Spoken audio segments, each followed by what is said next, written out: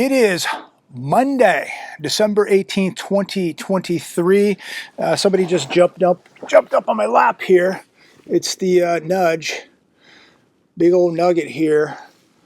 We love her to death. Mwah. Love this little dog. Make sure you're taking care of your animals this holiday season. If you watched my video last week at the dog facility, so many dogs need homes. We have an adopted cat here. Mimi is an adopted dog that was a rescue. Nugget, she's just Nugget, but she wanted to hop up here and say hi. If you hear any weird noises, it's not me, it's her. So make sure you're taking care of your animals, or if you see people on the streets with their animals, help them out. Give them some food. Give them a couple bucks to make sure their animals are eating. Donate some clothes to the homeless people. Go to the dog shelters. Make sure that you make a donation if you can. If you can, spend a couple minutes. Go say hi to the dogs. They love that stuff. They love just human touch and human socialization. But we're going to talk about a few things today. I just got back, and as I'm sitting out here, beautiful evening, but there is so much happening in the world, as most of you know. But I have a few articles here. The first one, Vans owner, VF Corp, shares tumble as it says cyber attack could hamper holiday fulfillment. So they own Vans. They also own the North Face, that brand.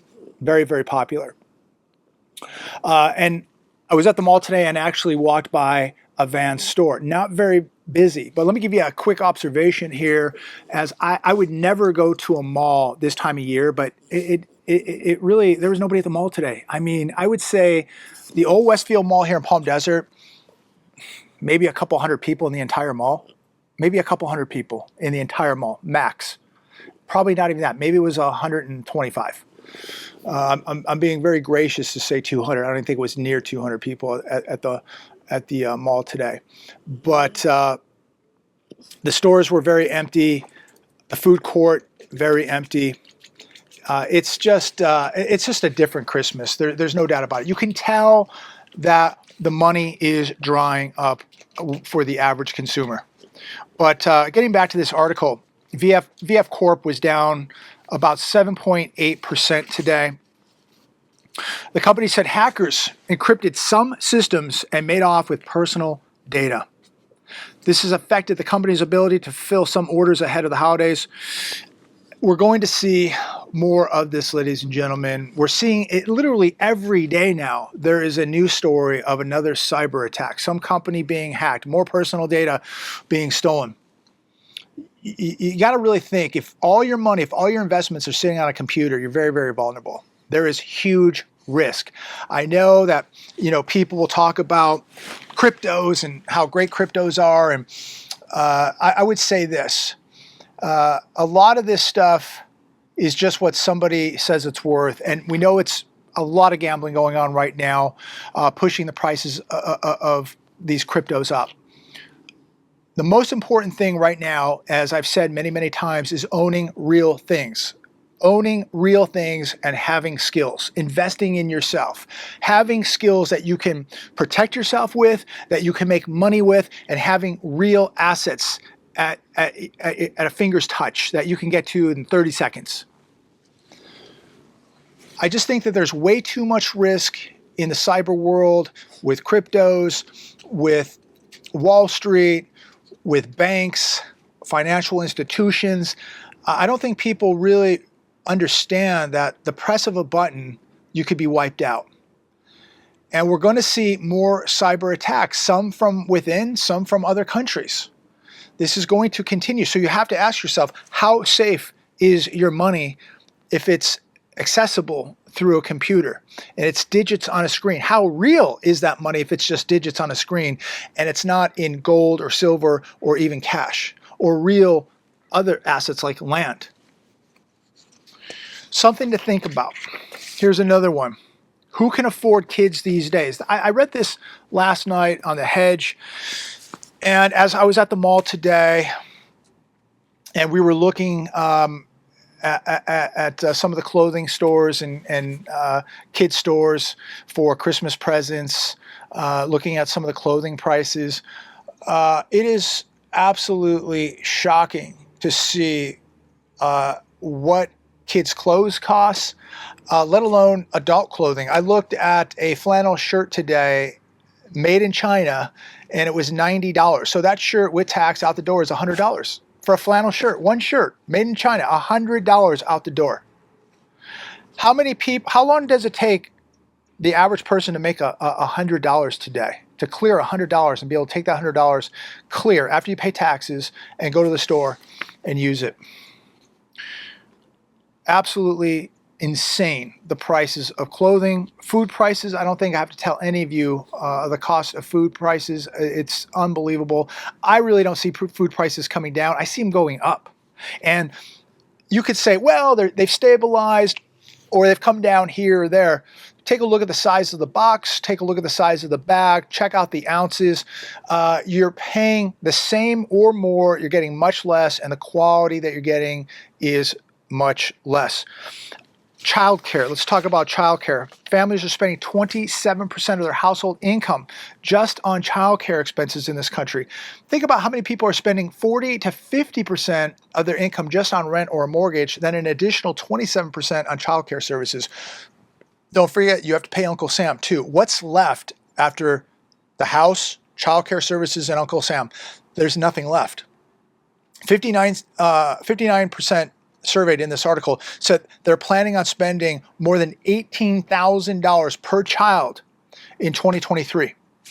Then you think about the cost if you want to send your kids to a private school, if you want to send your kids to college, that's another $100,000, $200,000 right there. Our parents didn't have to go through what kids are going through today. Even my generation didn't have to go through what younger kids are having to go through today with the cost of college tuition, the massive inflation. But, you know, people my age with kids, they are really getting hit. And, you know, our parents didn't see these kind of obstacles back in the day. It wasn't growing up in the 80s. Always challenging, right, for most people, but you could still be married, wife could stay at home, take care of the kids, have a nice house. You could still do that even in the 80s. Not as much as you could have done it back in the 70s, 60s, 50s, and so on. But I believe probably around the 90s, the early 2000s, all of this really, really changed. But this isn't the 80s. It's certainly not the 1950s. That's for sure. Two people in a household earning an income is not enough. A two-person income in a household is just not enough today. And the cost of food, the cost of clothing, childcare, college, all this, I just don't see how people are keeping up. I really, really don't. And you look at the cost of just buying a car, health insurance, auto insurance, home insurance. It's unsustainable. It really, really is. And my heart goes out to people with kids, just trying to feed their kids and just to live day to day. These families are really beginning to be stressed out. This is just going to be too overwhelming for most people. Here's another one. Only 60% of student loan borrowers made payments when bills restarted. This one's on CNBC last night. In October, the pause of student loan payments expired. By mid-November, only 60% of those borrowers made a payment. So there's 22 million people that have student loan debt, I believe, 22 million. And basically about 9 million of them have not made a payment since the moratorium ended. What are these people going to do? Are they just not going to pay their bills? What happens? Their credit's going to be destroyed. They're going to have liens. Their life is going to be a disaster. You cannot file bankruptcy on student loan debt. So these people are really going to be enslaved with this debt. And many got degrees in careers that, you know, paid 28, $32,000, $35,000, $36,000 a year, yet they have over $100,000 in college tuition debt. Interest on most federal student loans were set to 0, but interest began accruing back in September 1st to be exact. Borrowers who do not make payments will now see balances grow. And I think the interest on this is around 5.5%. So, you know, these people who think that they're just going to get away scot-free, they're going to have another thing coming to them. And again, I don't believe that any American should have been paying the debt for another American. I don't think that anybody should have been on the hook for any of this debt, this college tuition debt, where people signed on the dotted line, they committed, they wanted to do this. And then what did they do during the moratorium for what, 3.5 years where nobody had to pay a cent? What in the world were these people doing? They could have been out working, saving up a bunch of money and start paying this debt down. So when the moratorium was over, they could start paying this debt down. But no, they probably sat at home, probably lived off of credit cards, lived off mom and dad, didn't do a damn thing about it, and now interest is accruing on this debt. And here's another news flash for people. It is going to get much more difficult in 2024 to find a job, especially a good job. Even leisure and hospitality jobs are shrinking now. People are going to wish and beg that they had a job, because they're going to get hungry. They're not even going to be worried about paying their bills. They're going to worry about eating. And so many jobs now are going to be lost. There's going to be no need for a lot of these jobs in 2024. We're going to see less leisure and hospitality jobs. You're going to see less trucking jobs. You're going to see less jobs in tech, less jobs in banking, less jobs in literally every sector across the board. There's just not going to be a need. You're going to see a country fall into a depression, an economic depression, and a lot of stagflation. Here's another one from CNBC. Fed sparking irrational market optimism over potential rate cuts. Former FDIC Chair Sheila Bair warns.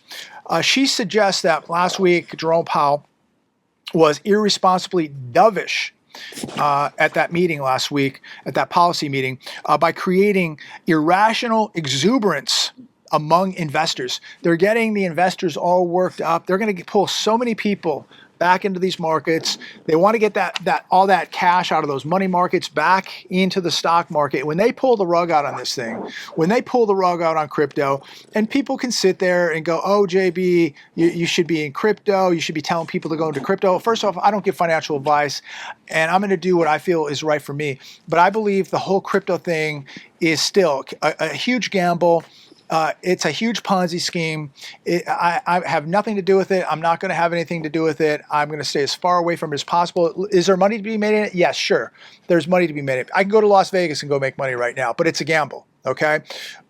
You have to realize you are gambling. If you realize that you want to gamble and you have some money and you want to take some risk, go for it. You'll probably make some money. But you don't know when they're going to pull the rug out on this thing. You don't know. You know, they talk about that there's a limited amount of crypto. Does anybody, or a limited amount of Bitcoin, how does anybody know that there's a limited amount of Bitcoin or any other crypto?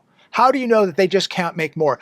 There's an argument of who even made crypto or Bitcoin to begin with. Three people will say this guy, three people will say this guy, then three people will say it was this country, this organization. Nobody even knows. But we're supposed to believe all this. We're supposed to believe something that I cannot even take to a store right now, that I can't use to go to a restaurant, that I can't use for anything, but I should buy it because it's just going to keep going up and up and up. And all it is digits on a screen. If that screen does not work, if the power goes down, if something gets hacked, if things begin to shut down or a government says no more, then what do? So again, I'm not going to sit here and argue with people, you know, should you have some Bitcoin or crypto or not? That's up to you. To me, it's a gamble. You can make money gambling, but just remember, at the end of the day, you are gambling. The house usually wins. And when they pull the rug out on these markets, on the crypto markets, on the stock market, and the housing market, all of this is all completely overvalued. It is going to be a disaster. It really is. Bear believes the market's bullish reaction to the Fed is on borrowed time. This is a mistake, she says. I think they need to keep their eye on the inflation ball and tame the market, not reinforce it with dovish behavior. Interesting. And I believe she's right. She believes we need to be raising rates, not lowering rates. Another one today, CNBC. Here's how the Houthi attacks in the Red Sea threaten the global supply chain. So Iran-backed Houthi militia are now striking ships, as most of you have been watching on the news. Hello. Several major shipping lines have suspended their services through the Red Sea as more than a dozen vessels have been attacked since the start of the Israel-Hamas war. So this is going to have a global impact without a doubt. You also have oil transports that go through the Red Sea, and those services have also been suspended. 30% of Israeli imports come through the Red Sea. So now America is going to be sending more ships over there.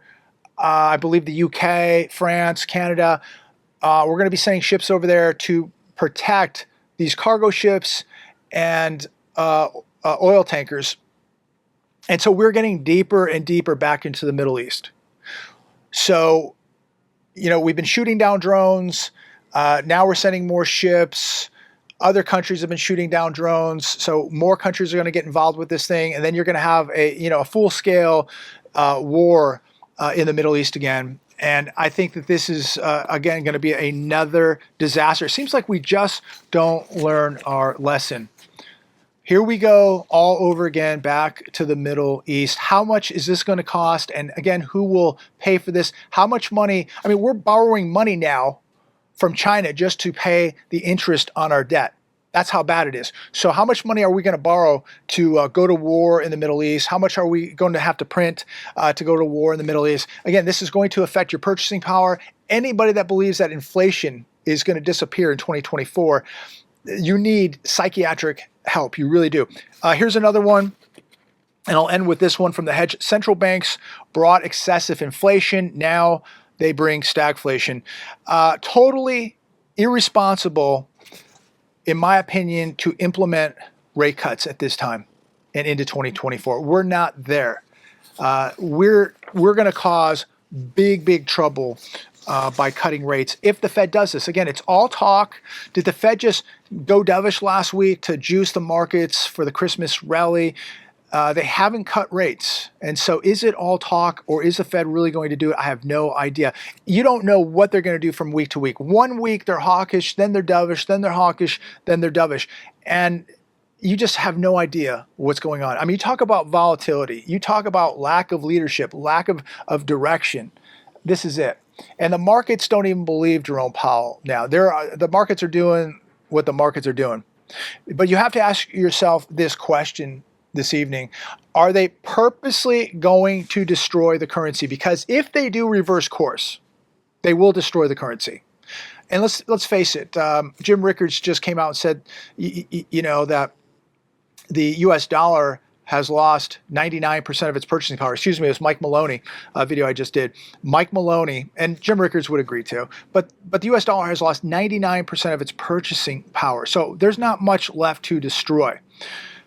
But if they do what they say they're going to do, it's going to be over. At this point, you better get back to simplicity. It's going to be about what you own, what physical assets you own. It's going to be what skill sets do you own? How much food and water do you own? Can you protect yourself? These are the things you better be thinking about. But these central banks, they created all this inflation. They kept rates way too low, way too long, printed way too much money. And this has driven the private sector into a recession currently that is going to go deep into a depression in 2024.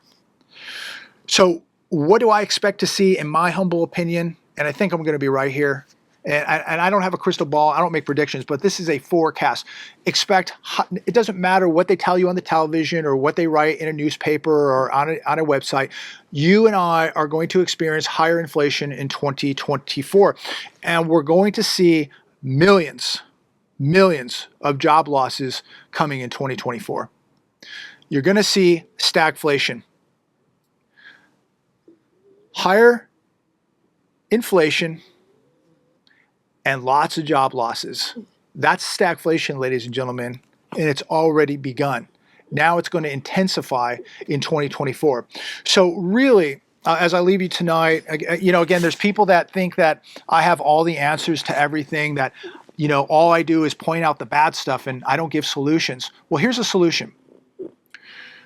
Make sure you have real things, and make sure you have skills. Skills that will protect you and skills that will make you money. That's my advice today.